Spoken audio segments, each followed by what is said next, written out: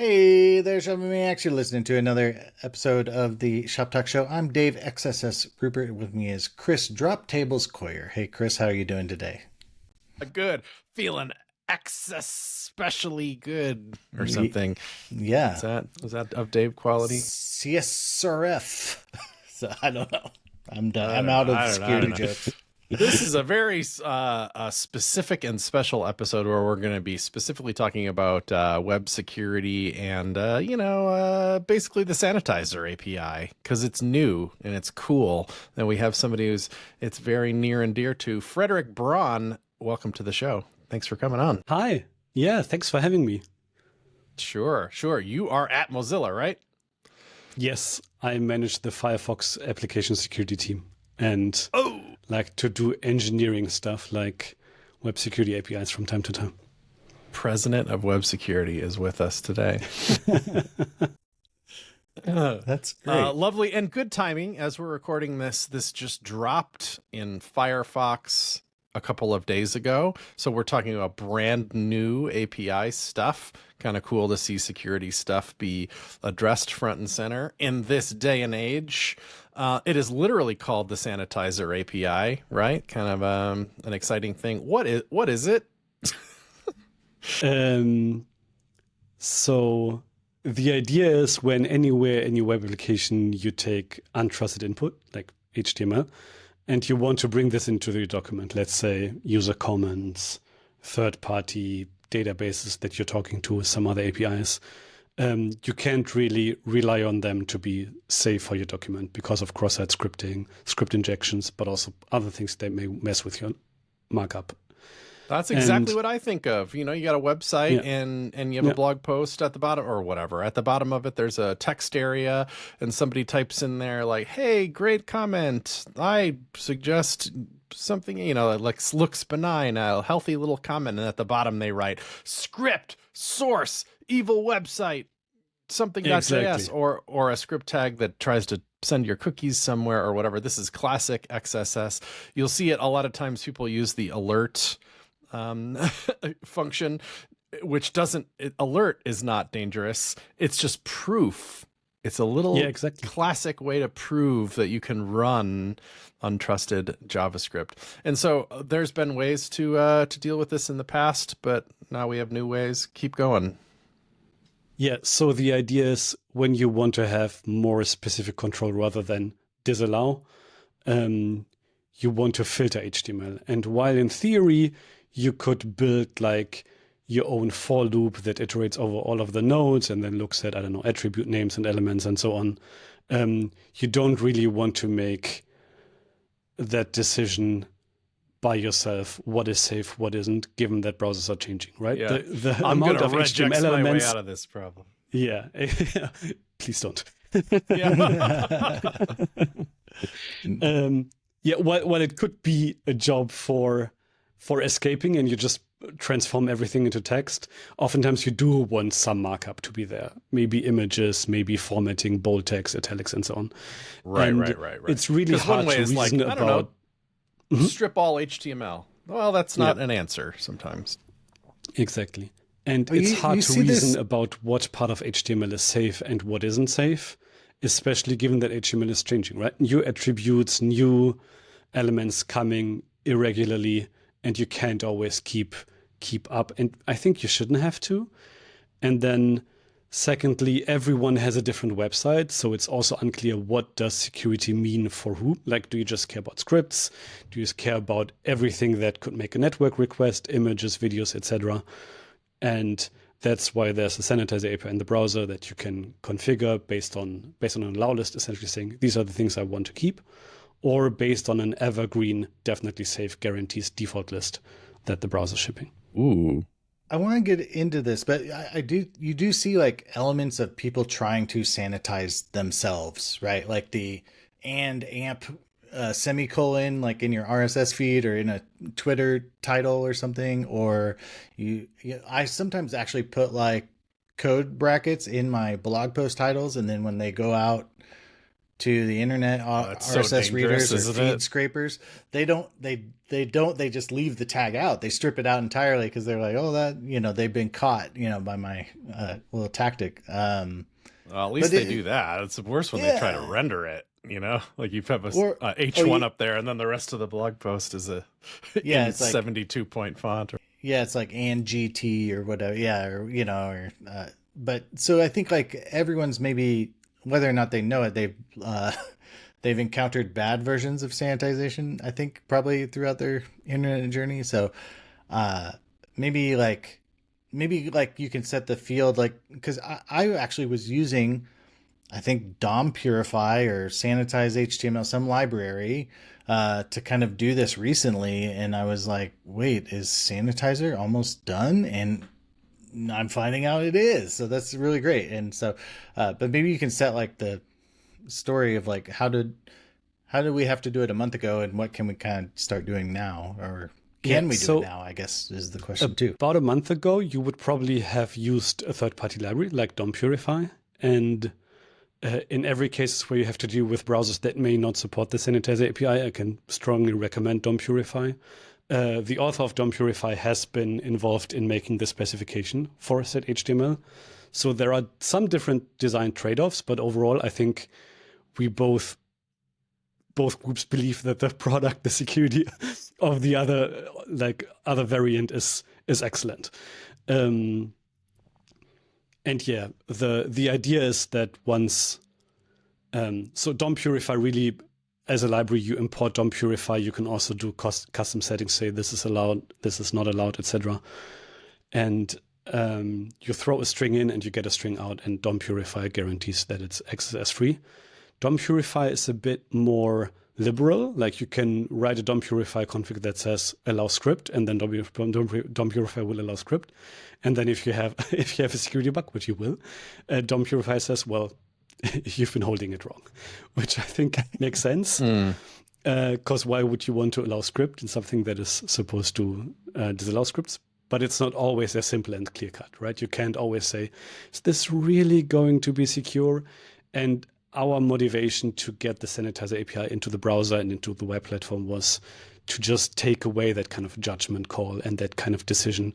Do I think this is going to be safe? Shouldn't be something that every developer has to think every time they try to insert HTML from an untrusted source into their document.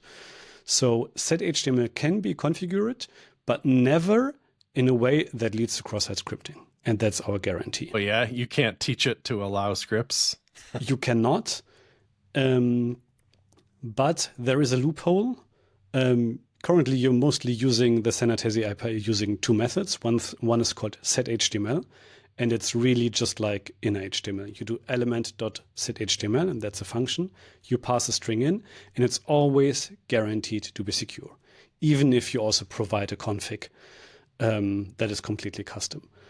So this is like a major upgrade to inner HTML, right? Exactly. Like that's the old, I think React calls it dangerously set inner HTML, right? So this is the new way. For a reason. Yeah. Well, yeah. I'm a fan of inner HTML, but I get why it's not great generally, but yeah.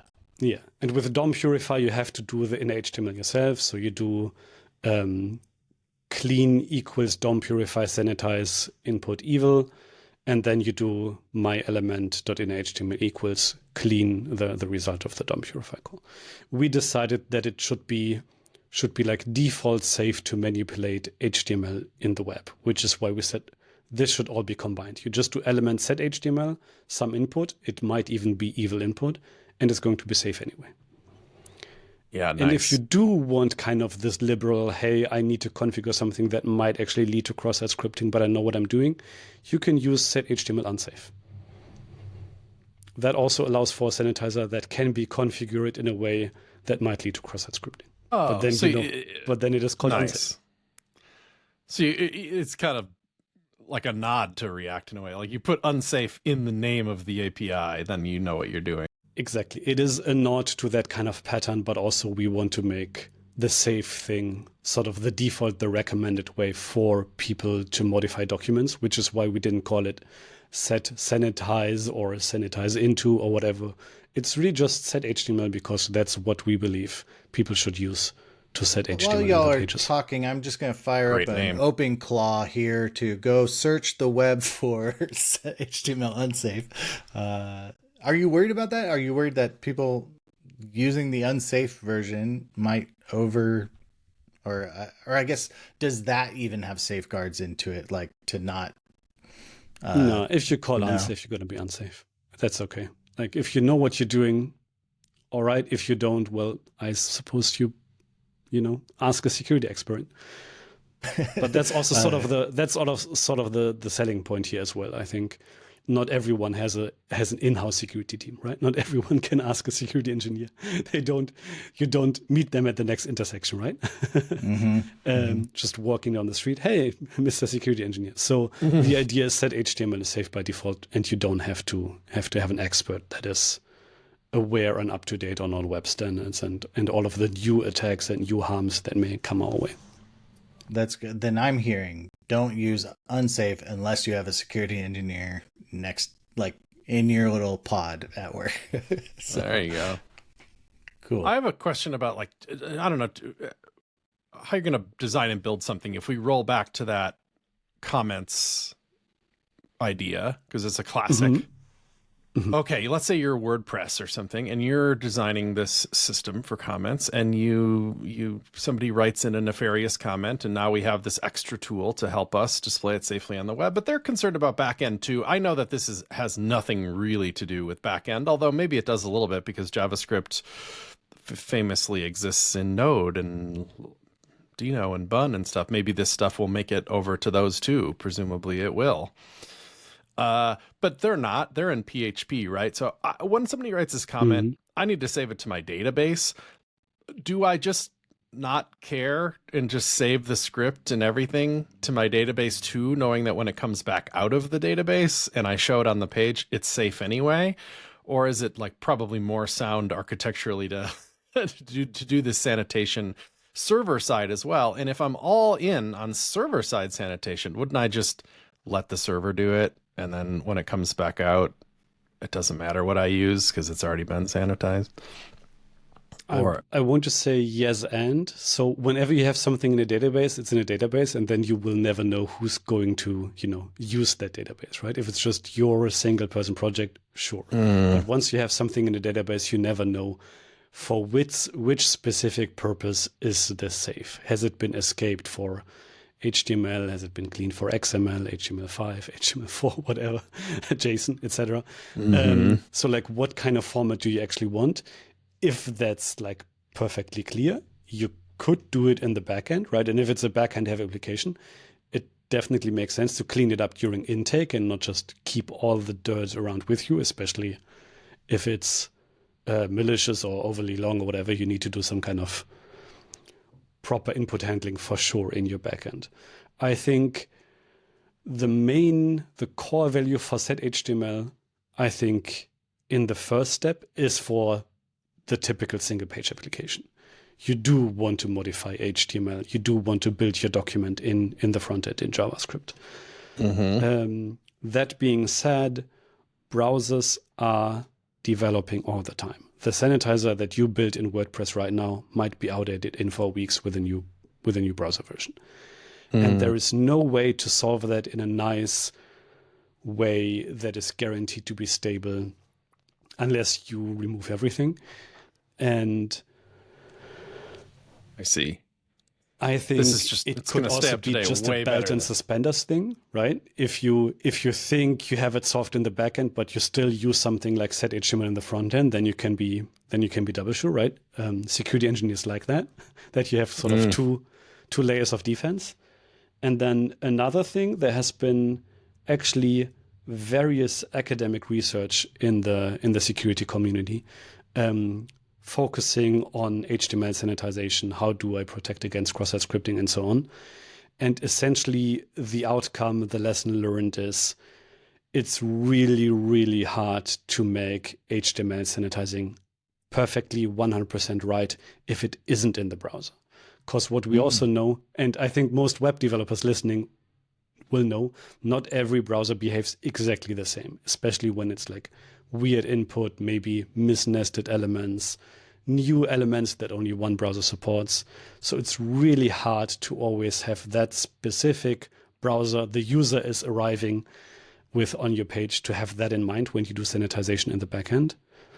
Because you don't know which browsers your users are using. They're probably using all of them. And these misconceptions, these issues are really tricky. And the way setHTML solves it for you, it's using the HTML parsing that is part of how the browser is supposed to interpret content anyway. So there isn't going to be a mismatch. So I think that's a strong security selling point. Yeah, it evolves along with the browser, no matter which browser it is. That's cool. Yeah, there's a lot of stuff to recap that's really smart, I think. One is that your database isn't some perfect vault. You know, you let's say you're dealing with, you know, you're going to put that comment in the database, you're going to sanitize it on the way in. Hey, good for you. You should do that.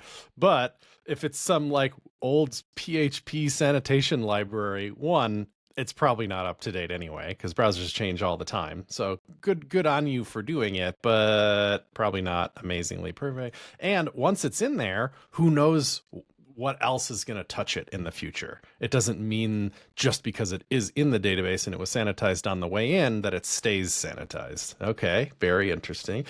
And then I like this idea of that, like, it happens twice, or that you're sanitizing it as many times as is realistic to do it. I am thinking of, like, there's like a front end paradigm of like optimistic updates too when you're dealing with the database. Let's say you typed that comment and you're sending it to the database, good, but a way to code that could be like, well, sure, send it to the database, but we already have it right here in our hands, so just show it too immediately. Well, yeah, that's a good one. Yeah, that kind of like optimistic update. I've never heard of that before, but that's cool. Yeah. A little faster, maybe. Yeah, you just like publish the comment before you actually have it saved, right? No refresh. Yeah, I always think of it for some reason in our app when we pick things, or imagine like hearting something, like a tweet or whatever the heck, you know, or a Blue Sky post. You press that button. They're going to change that outlined heart into a filled red heart immediately. They don't care. They're not going to wait for the response to come back and tell you, yep, it did increment the hearts in the database. Like, they're just going to turn it red. That's an optimistic update. You could do that with the comment as well. You know, just put the comment on the page. Now you can do it with setHTML and be cool about that. So we talked about the API surface in two ways. There's setHTML and setHTML unsafe. Are there more?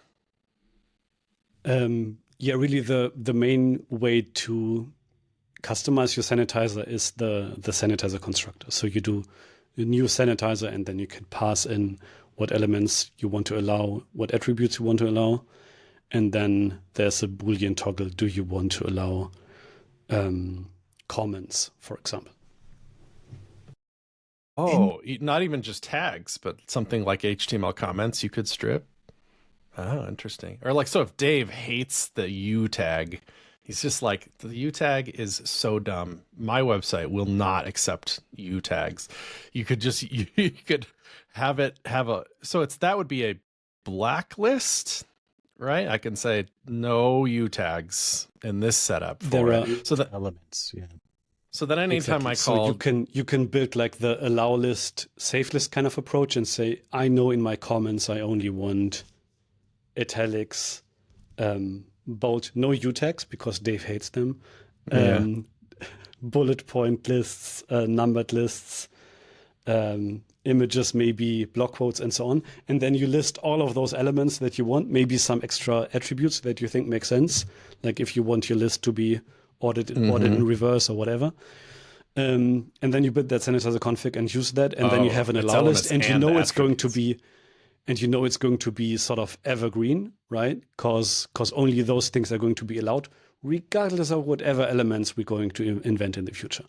And that's what I strongly recommend, right? You figure out what is your use case, what do you want, what is your layout, your styling, your page capable of rendering in a way that makes it nice, overflows and whatever.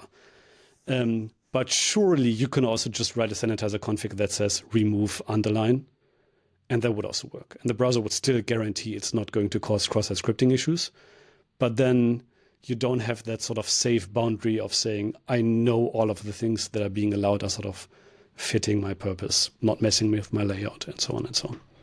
I'm going to go galaxy brain here. You could even, like, if you were just like show titles from this blog post or something, you could just say only H1, H2, H3, H4, H5, H6, like only do those, and like just like build a document outline basically from the page. You don't have to like even crawl it. You could just like strip it. Just that's true. Neat. Yeah. Yeah. Yeah. You could do like your whatever you think is a great use case to filter HTML that you receive.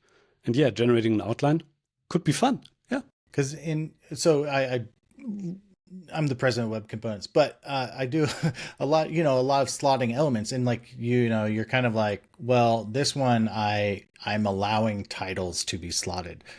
Technically, we have a little like there's a slotted elements API that's really deep into Web Components, but so we use that, but like, technically you could probably just slot anything, and I really don't, like, I'm not checking if you put a div class title in there, but in this world, I could, in theory, enforce like what kind of HTML, or maybe not with slots, that's kind of a separate thing, but just in general, like we might be able to kind of enforce what kind of HTML goes into where, basically. That's really wild. Like, you're making a title web component, and this thing only takes H1 through H6. Anything else you put in there, we're going to wipe it out. Yeah. Yeah. That's wild. Or it's just, I mean, maybe it has the styling, but it doesn't have the malformed tag or whatever, like, hey, that's interesting. Okay. I do want to talk about web components. Whatever Dave card and Dave tabs, how do the sanitizers going to strip that out? How do I allow those to exist? Oh, because you made them up. And those are my elements. I made them up. How does it handle made up HTML or that's something that we've thought about long and hard, and we're like, we can't really know, right? Are they secure? Are they not? And so the default configuration will disallow everything that is unknown, right? That includes your Dave card and so on. But in your allow list, you can just name them out. You can just spell your allow list to say Dave-card, and the browser will know, oh, it has a dash. It has a name that is fit for a custom element. Clearly, someone wanted this custom element to be in there. Let's allow that because it's in the config. Wow. So I guess in that world, like my design system of Dave components, like, should I ship like a sanitizer config or something? Like, like allow Dave component array. That's just an array of component names or something. I think if you are in a world where you have specific semantics, whether that's web components or a framework that adds special logic to an attribute or something, it makes sense to ship a sanitizer config, to essentially build a sanitizer based off of your constructor that you feel makes websites work for your case by disallowing specific stuff, allowing specific stuff, and ship that sanitizer config as part of your framework, library, web component, whatever, and tell people to use that so that functionality is preserved. Yeah. And you can even get granular with like attributes is kind of what I'd seen, or at least I know maybe other things support that too. So I could say like these attributes on this element are allowed, and right. Exactly. You can say you can do attributes like globally, like these attributes are fine for whenever, but you can also nest and say this element can have these attributes, but this other element can have a different set of attributes. So you can go completely custom and complicated in a long dictionary that will be hopefully commented in the source code. Yeah. But yeah, that's the way to do it. And we also did, we had to do a similar trade-off for data attributes, right? Data attributes similar to custom elements, we can't know a priori what meaning do they have in your application. Can they be actually dangerous given what other script is running? So that's also something that the Sanitizer API is allowing just with a Boolean toggle. You say data attributes, yeah, I want them. I think they are disabled by default, but you can flip them in, and then that's sort of your choice, your responsibility. The neat thing is data attributes in themselves can never lead to cross-site scripting unless, your page is doing something funky with it. So we say, those are okay. We can allow them. And is there I'm looking at the examples, right? So I'm just going to do some mouth blogging here. But const sanitizer 1 equals new sanitizer. That's my new sanitizer. Parentheses, curlies, elements, array of P and A. So I'm allowing paragraph and anchor and elements. And that's where I'd add Dave card, Dave tabs. And so that's the whitelist. Yeah. But do I have to always, do I have to include every element I can think of? Or once I say elements, am I opting out of the default set of elements or? Yes. Okay. If you say element, you're basically building your allow list. The alternative is to use what's it called? Remove elements. And we just say, I want the safe, whatever the safe default is that the browser provides with me right now, and only remove those that I want to. A different variant is, and I think something that is also really powerful in a world of web component libraries, shared code, is the Sanitizer configuration also supports something like maybe called the builder pattern. So once you have a Sanitizer configuration, you can modify that using additional methods called allow attribute, remove element,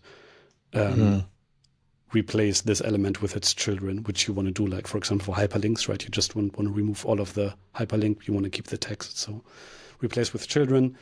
And that will allow you to sort of also compose a Sanitizer configuration based off of what you got from your framework and then what you want for your specific corner and box in the web page. Okay. I think 99% of usage is not even going to bother with this at all, right? You're just going to call set HTML. It's going to work fine. Then I'm pretty sure. If you do make a custom configuration, it'll probably be more blacklisty than whitelisty or whatever. Like the remove elements, there's just some extra stuff you don't like. You want to get rid of it, fine. And then only for companies that are really strict, you'll take the elements approach, which is the allow list or whitelist that just has a very specific subset of stuff. I think that would be a pretty specialized situation. Although maybe I'm wrong, maybe that the comment section, because that's such a common use case for untrusted HTML, I can see that being I don't even want to see header tags. I just want to see, you were naming them off, P's, lists, links, bold, italic, maybe 10 things. That's actually something we thought of. Maybe there should be presets. What are common use cases? And we have an issue in our issue tracker, right? Web standards are developed on GitHub. And we feel like there is definitely room to figure out what kind of presets do we want to allow.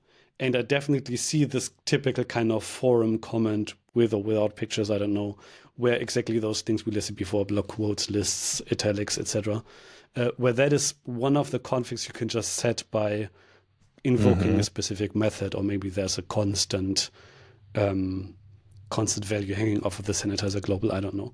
It's something we've explored and I think could be really powerful, because then people, again, don't have to worry so hard and say, okay, this is my use case, and the browser will make the rest work. So it's elements and attributes, but not content. I see content that's not in there. I can't say it's got to be a paragraph tag and it has to say Chris Coyer somewhere in there. It's got to say that, or this image has to be a GIF, has to end in .gif. No content. You'd have to do that. That's also something we looked at, and I think could be really powerful for users. What do you do about attribute values, right? I could totally see people being picky about where links could point to and then they want to sanitize attribute values for a href. That's something we don't support right now, but it's definitely on our mind for a next iteration. We think it's a powerful use case, but we also sort of realized the configuration possibilities that exists are sufficiently complicated that they will get us, close enough, and then we rely on feedback. So we're really eager to get this into people's hands. We've been working on this for a really long while, and all sorts of feedback is valuable. Even if it is, I don't get it, tell me how. Because then, invite me to your podcast, I feel like conference, whatever. Goodbye inner HTML, hello set HTML. That is a really nice marketing play for this. Like, just use the new one instead of the old one. It's really nice. That's gonna work, I think. I think that's the security promise, right? Where you use inner HTML now, it's potentially unsafe. You set HTML, it's safe. And ideally, if you don't expect funky scriptish markup, it should be a safe replacement. It could really just be search replace. Yeah. Amazing. A couple more things. So it uses the browser's own HTML parsing or however the correct way to say that is. Meaning, what about like malformed HTML?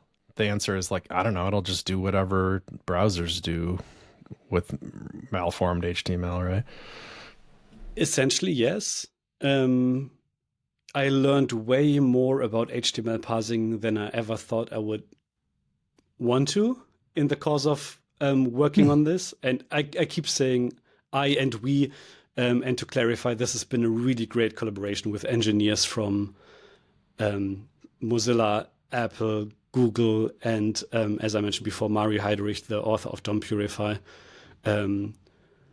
So lots of people have provided lots of feedback, and we know this is useful and long-term robust. It just shipped in Firefox this week as the first browser, but we know the WebKit team has a positive standard. They want to do it. As we know, they don't commit to anything in particular, but they find it interesting and they agree it's worth supporting. And it is shipping in Google Chrome later this month or the next month, I believe. Nice. You beat Chrome. Good job. Here's a bigger one, maybe. As the president of web security, I'm sure you have an opinion about this. In fact, I haven't even read every detail of the blog post, but there's CSP, Content Security Policy.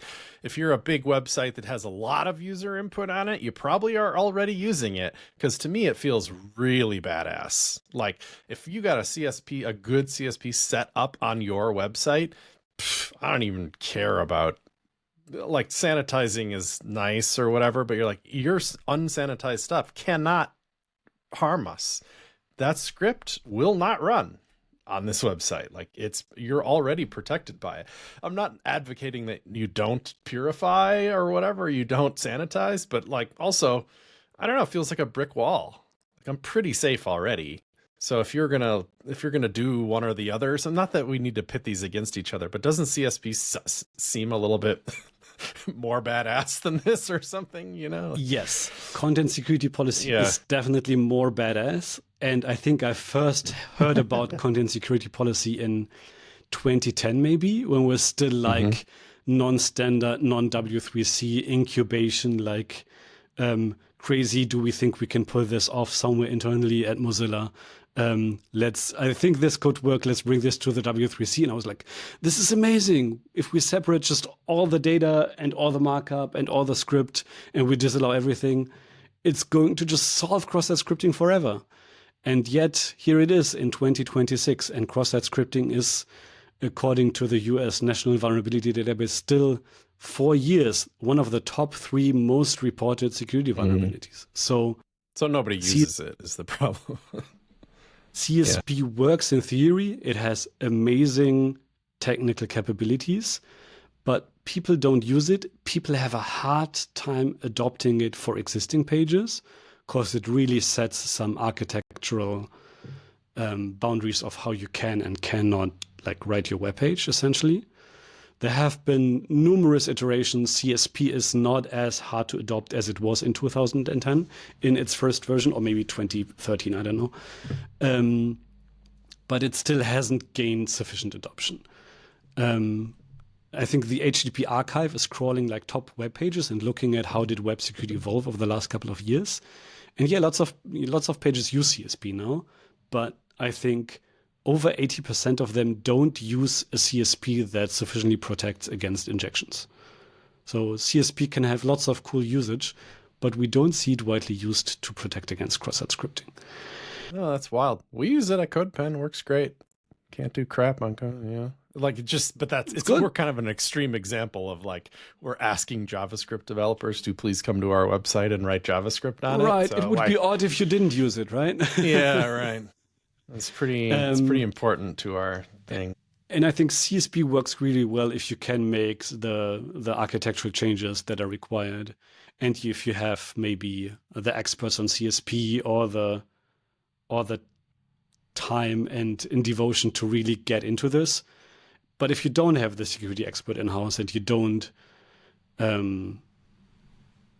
get CSP, then I think set HTML can really fill that gap and make it much easier. That's good. Well, I guess we can use our little platform here to be like, you should check out CSP though. Like, check out them both. But for sure. If you've never even thought about it for your website, you should. It's not that bad. I'd say the most annoying part is like when you have a little script that you want to just write on some page because life is long and lots of things happen. Like we'd be like, oh, here's a snippet for a Wufoo form or a SurveyMonkey form or something. Just put it on our surveys page. And then it won't run because you're like, oh yeah, because that's not cool.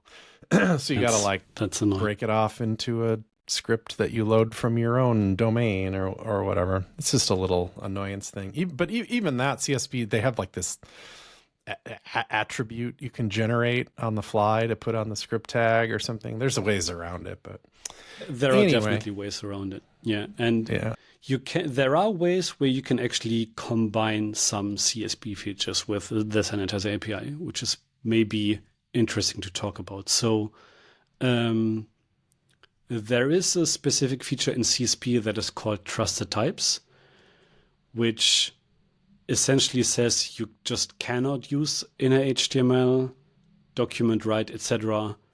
in an unsafe way. Because it requires, that's the name, a trusted type that is somewhere defined in part of your code elsewhere. And then you have this like central choke point that is sort of checking trustedness, whatever that means for the sake of your application. And only those can go into unsafe methods like inner HTML.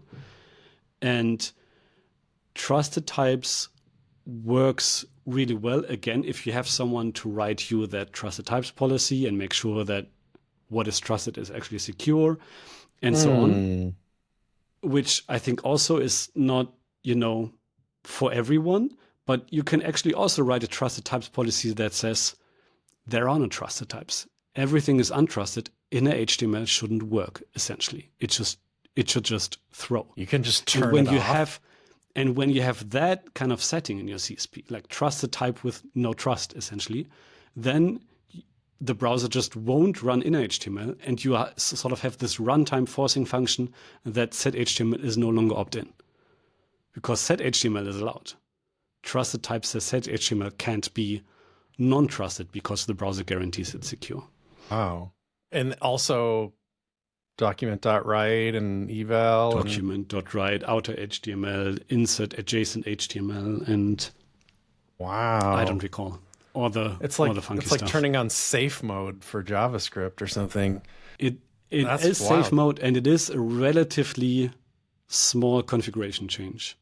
But catastrophic if you haven't tested your web page really well. Yeah, but it's also just like a line of JavaScript that you have to execute. So you have to like make sure that it's like the first one that executes, right? Yeah, like the trusted type integration with CSP guarantees that because it's in the header essentially. Oh, it's in the header.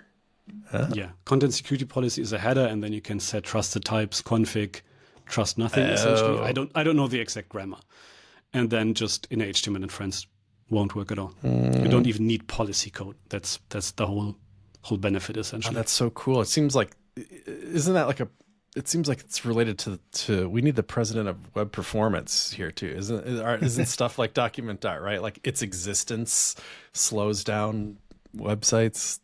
Like it's like JavaScript could take a faster path if it knew those things didn't even exist. Yes, I don't know. That's true. I know roughly why, but not entirely 100% why. But document write and friends are what makes HTML parser experts sad. And I think the idea is that you can call document write and then it will emit a script while script is running. And that sort of needs to be handled, and also be cautious of the fact that you're already in a specific element. And then that script could also write and execute stuff. And I'm pretty sure someone understands this, but that's not me. Yeah, right. We need like a Jake deep dive on this. We need some get in that, buddy. Fascinating, really. I also want to say that I think it's really cool that what was the DOM Purify owner's name or lead Mario person? Mario.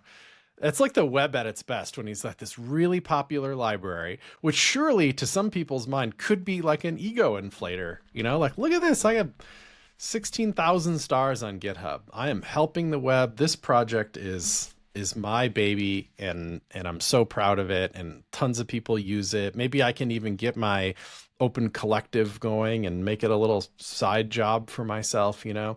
And maybe it is doing that stuff, but you'd think then it would be reluctant to, oh no, but if the web just starts doing what my thing does, then the day is nigh that nobody even knows about my library anymore. The thing that has boosted my ego over all these years.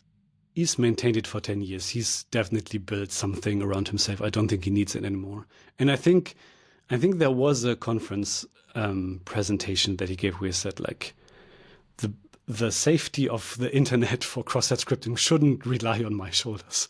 Like hundreds, I think it might be hundreds of millions of downloads on NPM a month. That's wild. It's wild. He's over it. He's like, the browser should do this. It just shouldn't. And what if something happens to me? I don't want to be in charge of this.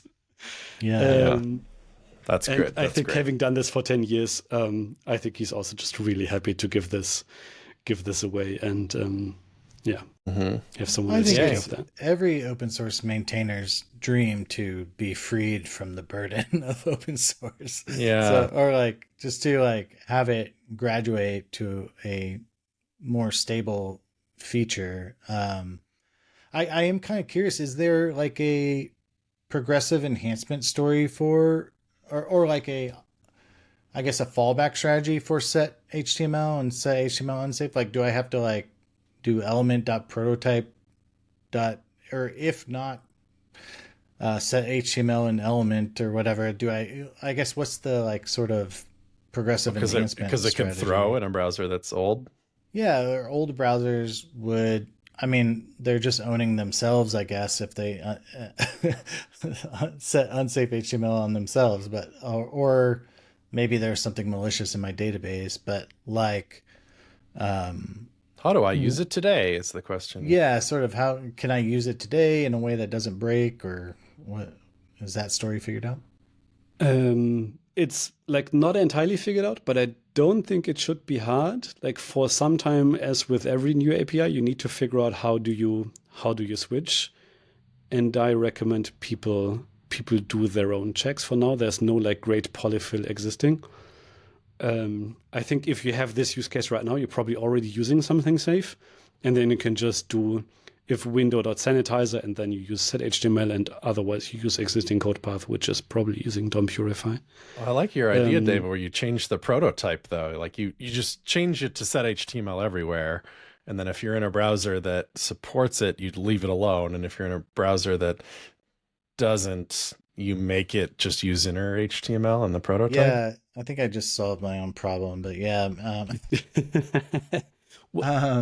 Couple of years I did actually start working on it was a polyfill. DOM Purify, because I'm pulling it up in like Bundlephobia, but the size is was significant. You know, like it's like a notable hit. You know, yeah, DOM Purify is. Yeah, but I'm seeing it now. It's only like 8.3 kilobytes or something, so that seems fine. But I think there's been other. Maybe I was using something different that was like Sanitize HTML. Maybe one's huge. I don't know. That one's 67 KB gzip, 180 KB minified. So like that's wow, giant. That's like messing with frames level of JavaScript for me, right? So like I can't just like introduce that as the back, the polyfill or like include it in my bundle. So there's this whole like polyfilling but not in the bundle sort of thing I've been thinking about a lot. But yeah, this is like DOM Purify looks great for that, just from a yeah, it would be cool if I could just offer async import if it doesn't exist, and then set up a purify, and then create my own element.prototype.say.html equals DOM purify. Blah, blah, there you blah. go. That's the blog post that needs to get shipped here. Is the like? Yeah, please do that, Dave. Let me do it right now. Y'all keep talking. I'm gonna make a code. Okay. Code. Bam. I did start writing a polyfill a couple of years ago when the Sanitizer API had a very different API shape. And I don't think I ever picked it up again. But in theory, it shouldn't be too hard. I think the main challenge is making sure that kind of the dictionary configuration is mapped between what DOM Purify expects and what the Sanitizer API expects, right? That sort of needs to be translated. But for the really happy, simple path where you don't customize a lot, it should be really simple to do, right? Just replace one with the other and say security is someone else's fault or responsibility, and the defaults are good enough. Then it's really easy. The configuration part is what makes a true polyfill tricky. Now that y'all shipped it, this polyfill writing is easy. It's not speculation. I don't have to do a flag. I'm just typing it. It's great. So here we go. All right. I'm gonna do I like the idea of not configuring it better. I feel like as soon as you have configured it, then your configuration's the thing that goes out of date or whatever. Like just leave it alone, or whitelist only, or not, or the other way around, the one where you make all your Dave-star components. Those are fine. Yeah Whatever. Well, yeah, that would be star. I do think the HTML does change once in a while. There's this new geolocation element that I need to look into. Literally, like angle brackets geolocation. Show me a purifier that knows about that. They don't. They absolutely don't. There's whoever runs those libraries probably hasn't even heard of it because it's super duper new. So that's exactly the kind of thing that's like, that's going to get stripped, and maybe that doesn't matter because who needs to be using a geolocation element in a comment or whatever, but maybe it does matter because that's not the only, we keep talking about comments, but there's all kinds of uses for this, right? Up to including AI crap, you get a bunch of stuff back from your LLM. Who knows if that stuff is secure, that's the same kind of vibe. What? I do have a question. Since you're the president of security, web security, what do you feel it's been? I feel like accessibility, security, performance, kind of these unseen bits are like constant failures, right? Like we just always are doing a bad job.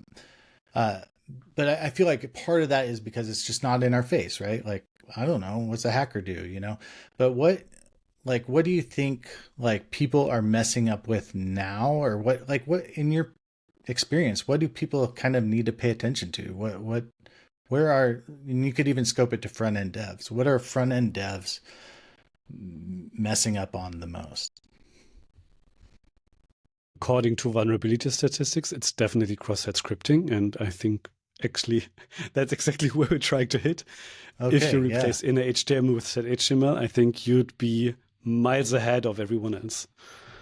Really, just this simple fix. It's like one weird. I mean, there are more complicated stuff, right? There are corner case and application specific attacks, but according to what we see, cross-site scripting is still one of the most prevalent security issues. Let's start with that. Yeah, I'd be fine if that one would be, not solved, but less terrible.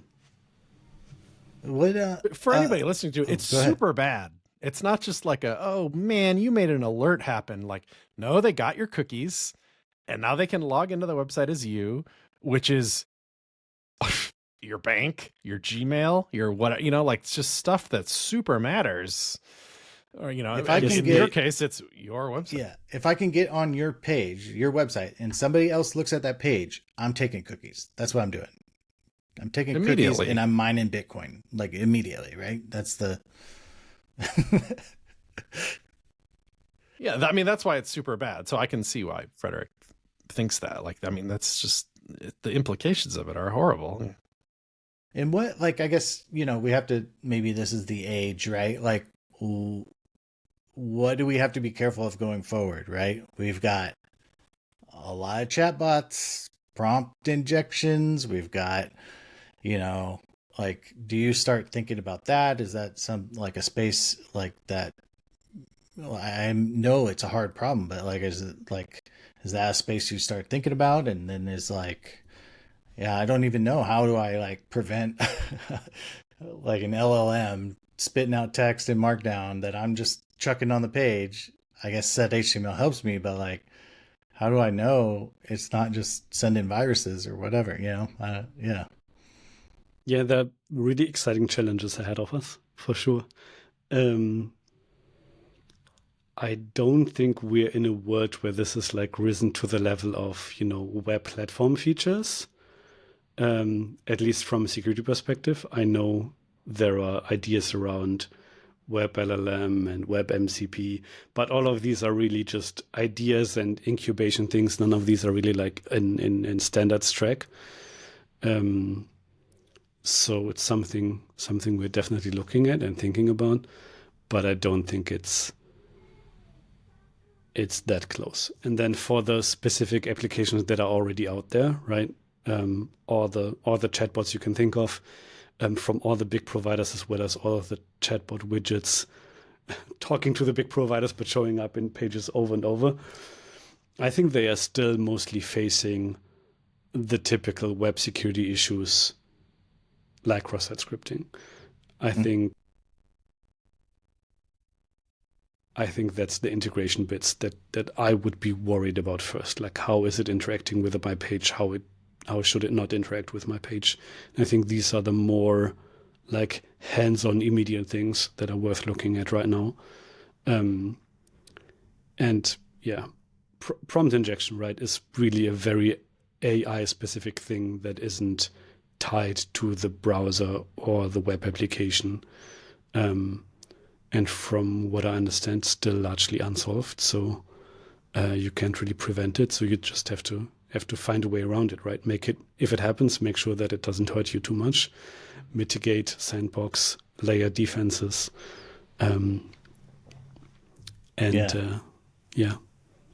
Oh, Get some security advice from an expert.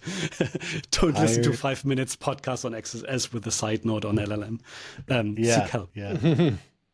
Well, I mean, that's that's the same advice for performance and accessibility. It's like, talk to an expert, please. Like, you could do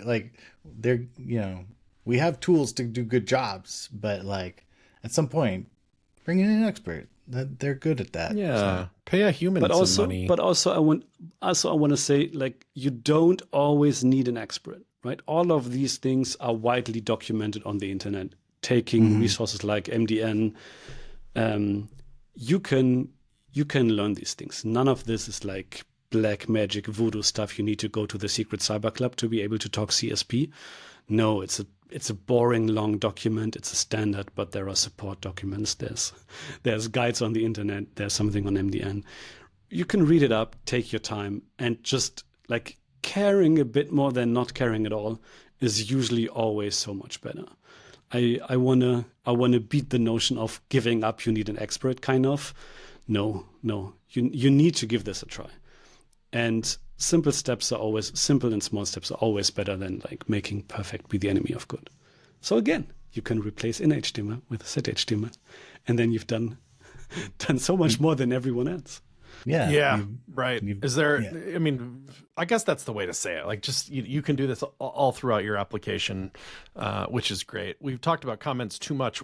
As we end this up, what are the other, what was going through your mind when you were thinking about it and working on this, like use cases wise? What should people be like?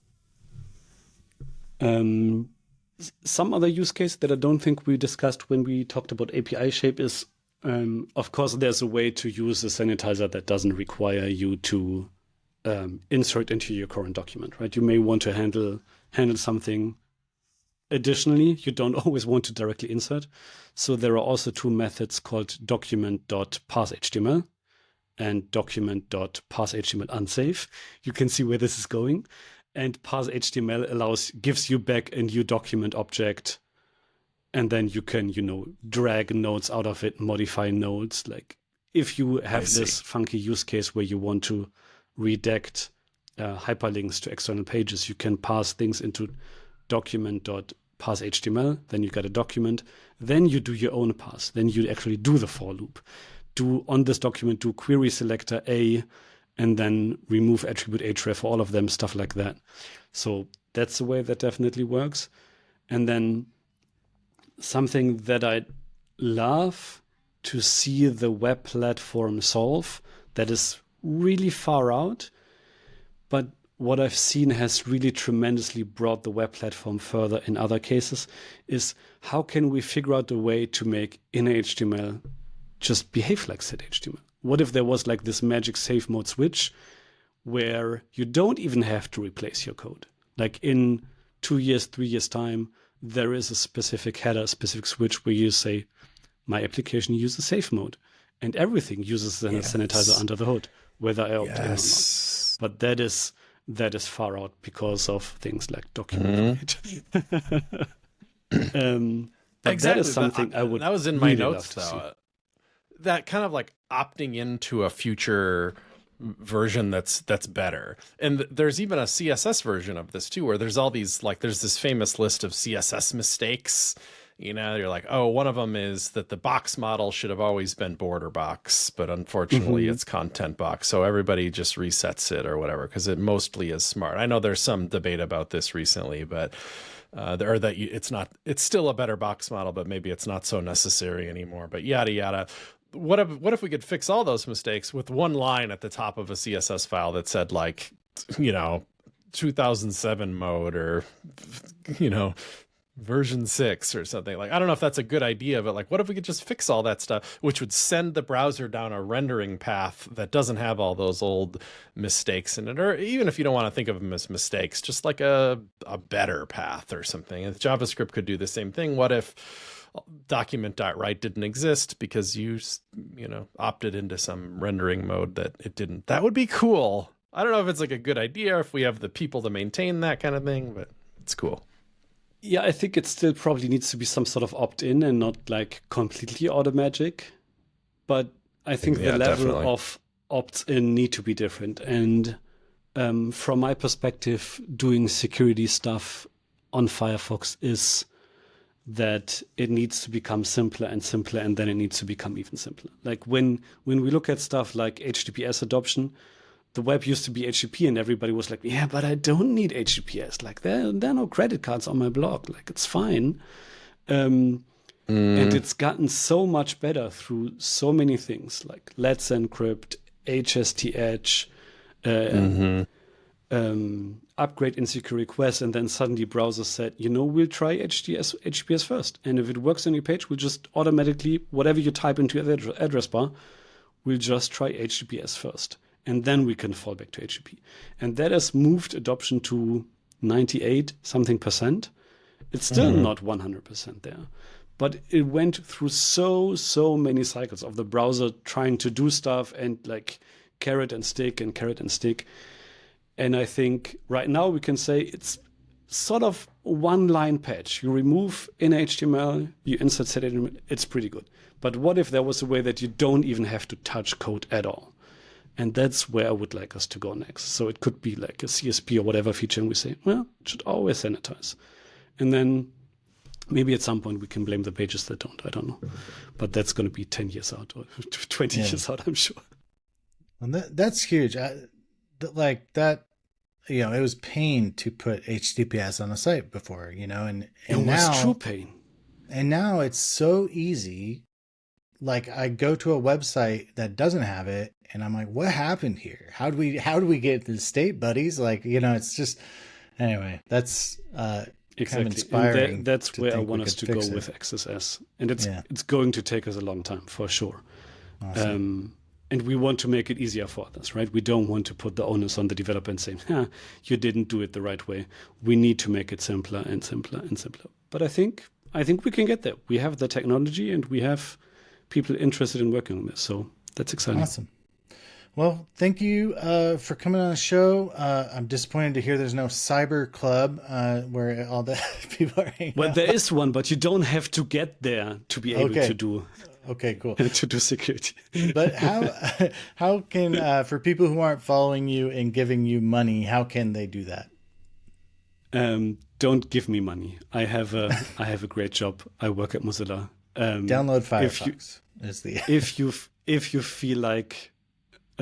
feel like it, give money to the Mozilla Foundation. It does cool stuff for the openness of the internet and the interoperability of standards and policy and so on. If you don't care about that much, just, use Firefox. It's a fine browser. Also, that actually it will sort of give me money, right? If people use Firefox, I have a job. Yeah. And then how can people follow you online? I'm Freddy B on some platforms. I think the best way is actually frederikbraun.de. That's my blog and my homepage. I'm on Mastodon, Freddy at security.plumbing. Okay, nice, good URL. Thank you. Yeah, I'm really glad I got that one. Yeah, that's good. Well, you own CodePen.plumbing as well for some backend stuff. Yeah. Well, hey, Freddie, thanks so much for coming on the show. Really appreciate it. This has been really cool, very exciting, actually. So thank you for coming on the show. And thank you so much for having me. Thank you, listeners, for downloading this and your treasure of choice. Start it up. Thank you. That'd be great. And then follow us over on one of the good ones, Mastodon or Blue Sky.